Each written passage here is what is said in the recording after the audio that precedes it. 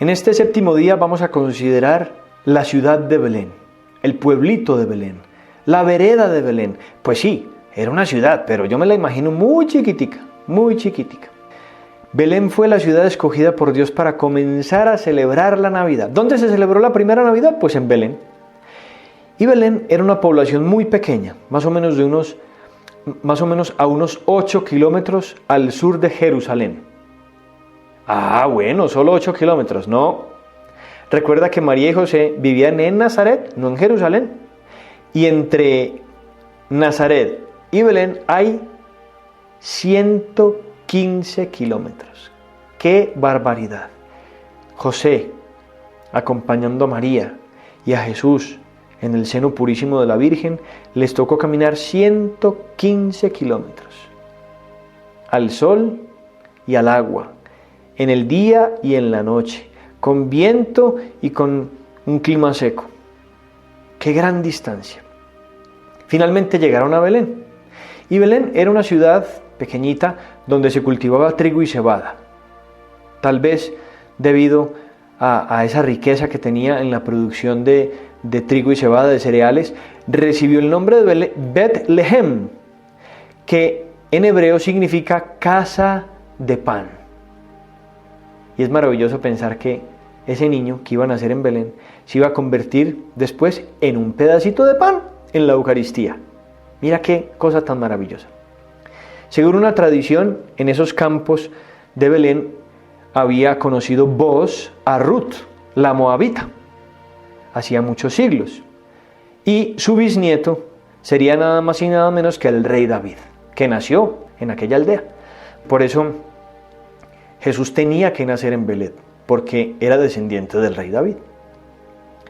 ¿Por qué se fueron a Belén? ¿Por qué Jesús no nació allí, en Nazaret, donde estaban sus padres, donde tenían su casa?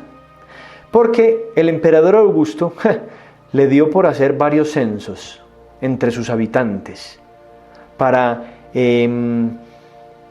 establecer tributos directos a toda la población. Y por eso, en uno de esos censos, pues le tocó precisamente a la Sagrada Familia de Jesús, María y José ir a Belén. Sucedió que en aquellos días salió un decreto de César Augusto para que se empadronara todo el mundo. Este primer censo tuvo lugar siendo Quirino procurador de Siria. Marchaban todos a empadronarse, cada uno a su propia ciudad. Subió también José desde Galilea, desde la ciudad de Nazaret a Judea, a la ciudad de David llamada Belén, por ser él de la casa y de la estirpe de David, para empadronarse con su esposa María, que estaba encinta. Pues esto es lo que nos cuenta San Lucas, y esa fue la razón por la que Jesús nació justo en Belén. ¿Y qué pasó en Belén? Que cada uno estaba pendiente de sus asuntos, y por eso no tuvieron la capacidad de darse cuenta de que tenían allí en el pueblo al Rey de Reyes, al Señor de Señores, al Mesías, al Hijo de Dios que iban a ser allí entre esas casitas. Se olvidaron que allá afuera estaba Jesús. Pues que a nosotros no nos pase nunca eso, que por estar pendiente de nuestros asuntos personales, terrenales, pasajeros, de poco valor, se nos pase saber que Jesús está muy cerca de nosotros. Quizá a unas pocas cuadras, en ese pequeño sagrario, en ese oratorio, en esa capilla. Incluso también en el colegio en el que estudias, te puedes olvidar que ahí muy cerca está la capilla donde está Jesús en el sagrario. En esta Navidad vamos a considerar cómo buscamos encontrar a Jesús en el sacramento de la Eucaristía.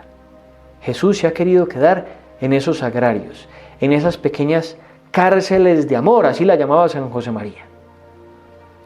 Si a ti te dijeran que muy cerquita de tu casa van a ser el Mesías, y hay un pesebre donde está ya el Mesías reclinado en un pesebre, ¿tú qué haces? Te vas corriendo a toda velocidad, aguantando toda la respiración de la emoción. Pues ahora tienes también la presencia de ese Dios muy cerca de ti, en esos sagrarios, en esos oratorios, en esas capillas.